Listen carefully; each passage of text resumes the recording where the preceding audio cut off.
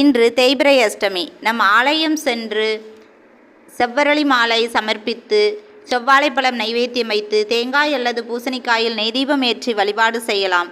இதனால் நம் துன்பங்கள் அனைத்தும் நீங்கி இன்பங்கள் பெருகும். நீண்ட ஆயுளும் நீங்காத செல்வமும் தருவார் பைரவர்.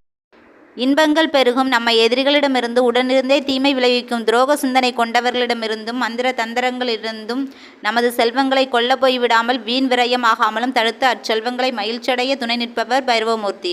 அவர் மேலும் வழக்குகளில் வெற்றி தருவார். தீய வழியில் சென்று விடாமல் தடுத்தாட்கொள்வார். பைரவரை வழிபட்டால் பிரம்மகத்தி தோஷம் நீங்கும், யமபயம் இருக்காது, திருமண தகடையாகலும் சந்தன பாக்கியம் கிடைக்கும் என்கின்றன ஞான நூல்கள். பைரவமூர்த்தி சனியின் குரு. ஆகவே 7.5 சனி, அஷ்டமத்து சனி, ஜென்மச்சனி நடைபெறும் காலங்களில் ஏற்படும் பாதிப்புகள் பைரவரை வழிபட்டால் குறையும் என்பது ஆகம விதிகள் படி சாத்தியமான உண்மை.